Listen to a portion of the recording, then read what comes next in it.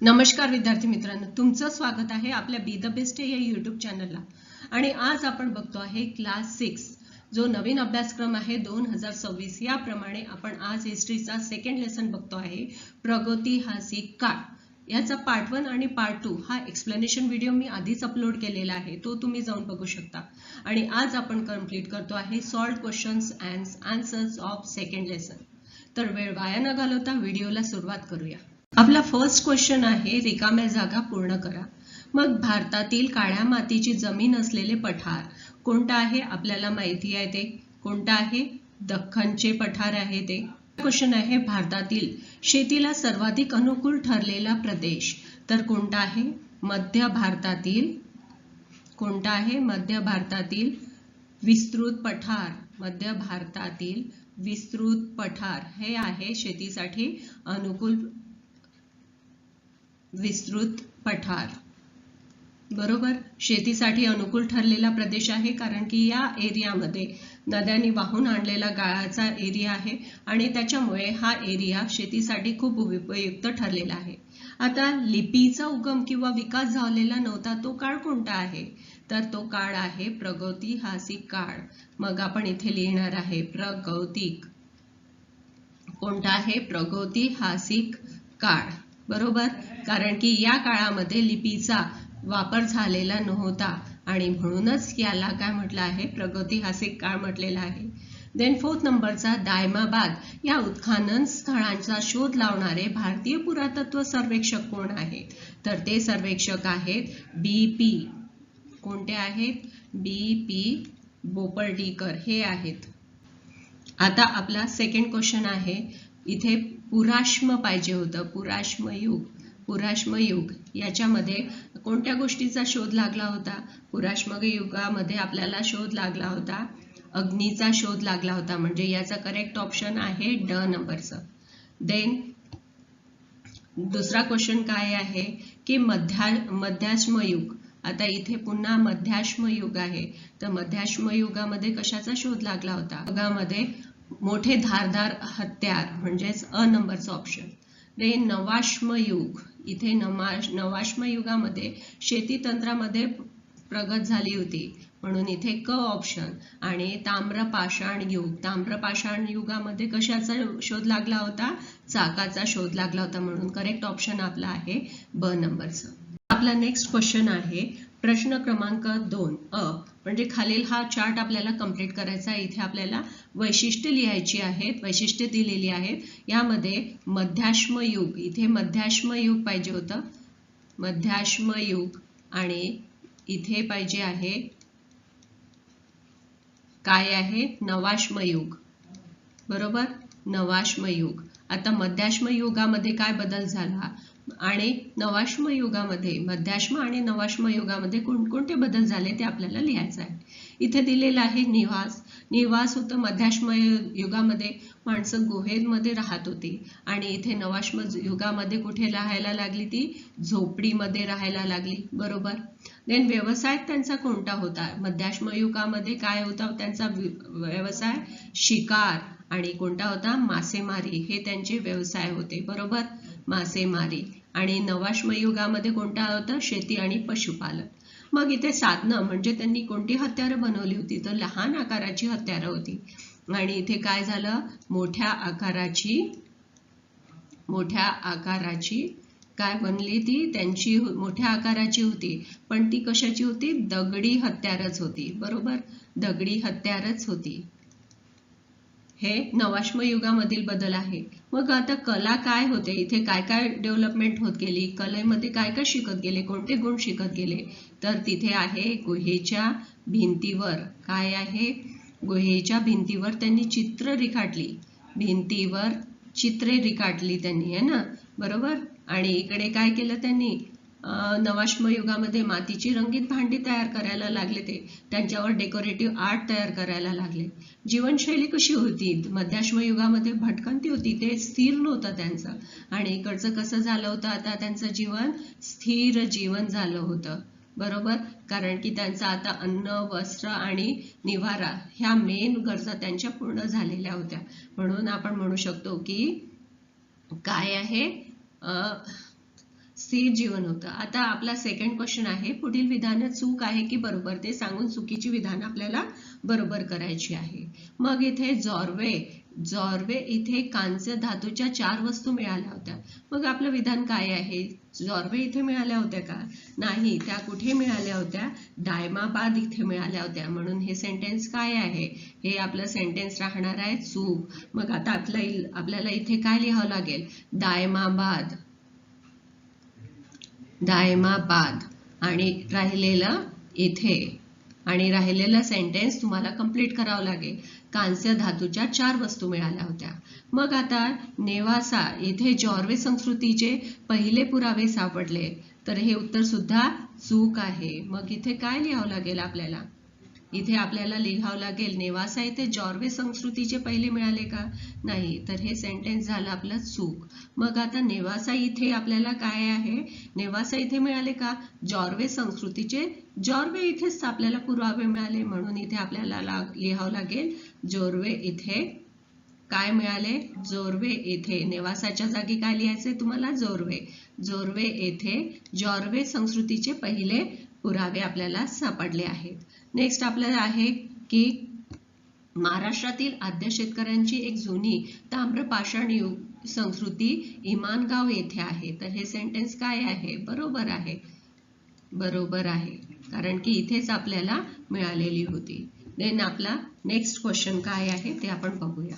हे आपलं next question आहे की नवाश्म युगामध्ये मानवाची जीवनशैली कशी बदलली? आता नवाश्म युगामध्ये आपण बघितलं की मानवाची खूप डेव्हलपमेंट झालेली आपल्याला दिसून येते.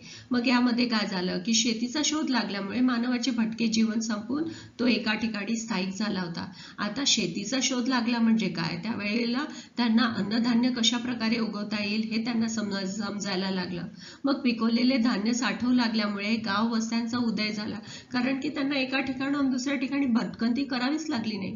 मग त्यांनी त्यांच्याबरोबर कशाचं? पशुपालन सुद्धा सुरू केलेलं आपल्याला दिसून येतं. मग त्यांच्यामुळे काय झालं की आता त्यांचा मेन अन्न, वस्त्र आणि निवारा ह्या गरजा पूर्ण झाल्यामुळे त्यांना अतिरिक्त कला विकसित करण्यासाठी वेळ मिळाला आणि त्याच्यामध्ये त्यांनी कशाची? मातीची भांडी तयार करण्याची कला विकसित केली. मग त्याच्यासोबत कापड विणण्याची कला त्यांनी अवगत केली आणि लाकडाच्या होड्या बनवून पाण्यावर प्रवास करण्यास सुरुवात केली. आणि याच्यामुळे काय झालं? त्याचा कुटुंब संस्थेचा उदय झाला आणि मानवी क्षेत्रामध्ये आपल्याला एकदम अनुकूल प्रगती झालेली आपल्याला दिसून येते. आता आपला नेक्स्ट क्वेश्चन काय आहे? ताम्रपाषाण युगाची प्रमुख वैशिष्ट्ये कोणती? आता ताम्रपाषाण युग म्हणजे काय? तर ताम्रपाषाणमध्ये कशाचा शोध लागला होता?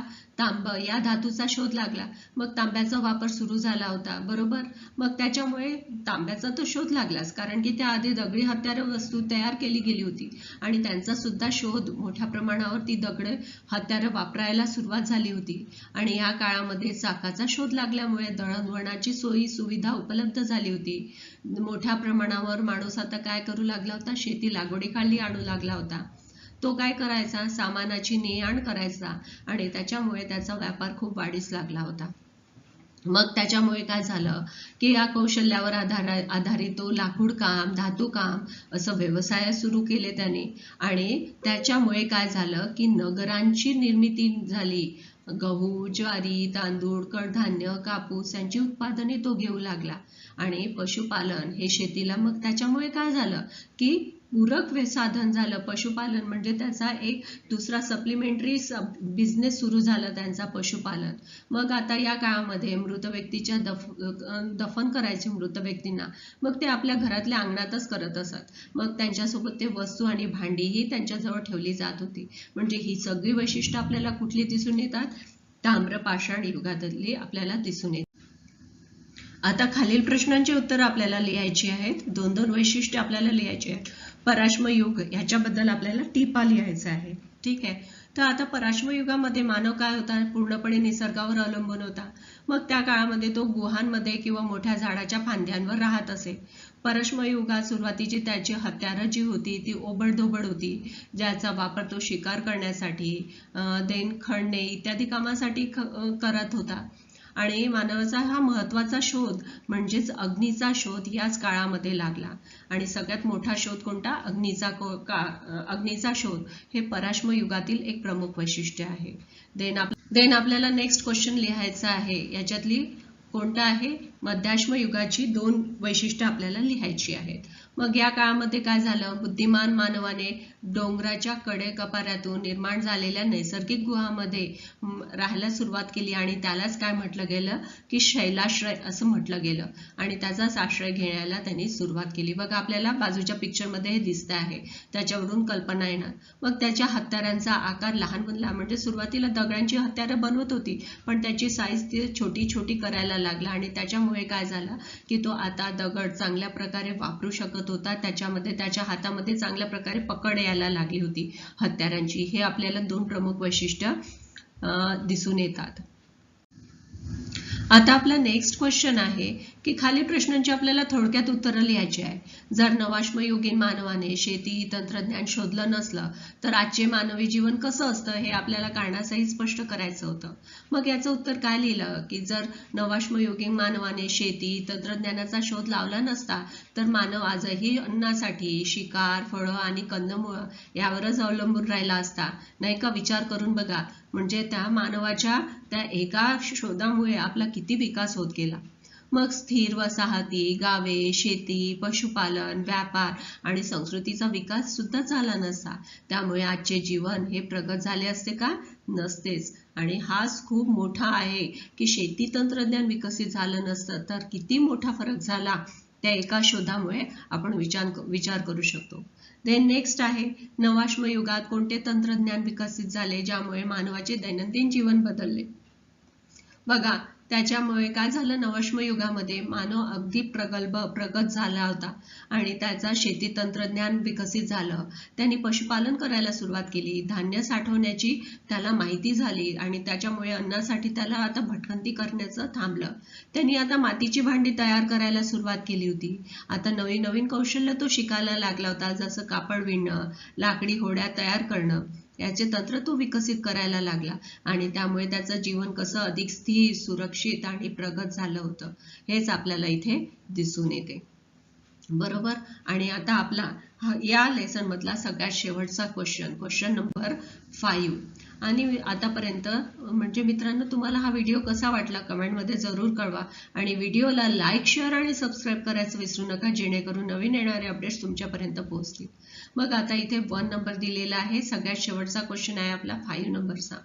मग आता आपल्याला काय दिलेलं आहे? आता जर तुम्हाला नवीन घर घ्यायचं आहे आणि त्यासाठी कोणकोणत्या जीवनावश्यक बाबींचा विचार तुम्ही करून नवीन घर घ्याल, हे चुकले, इथे घ्याल पाहिजे होतं. बरोबर. तर आता काय काय गोष्टीचा आपल्याला विचार करावा लागेल? बघा आता स्थान बघावं लागेल आपल्याला घराचं, म्हणजे ते सुरक्षित ठिकाणी असलं पाहिजे, शांत आहे आणि आपल्याला दळणवळणाच्या दृष्टीने ते सोयीस्कर असलं पाहिजे. देन पाणी पुरवठा कसा होतोय आपल्या इथे ते आपल्याला बघावं लागेल. मग वीज पुरवठा व्यवस्थित आहे की नाही, 24 तास वीज उपलब्ध असते का ते पाहावं लागेल. मग हवेची आणि प्रकाशाची सोय, म्हणजे घरात पुरेसा नैसर्गिक प्रकाश, हवा येते का ते चेक करावं लागेल.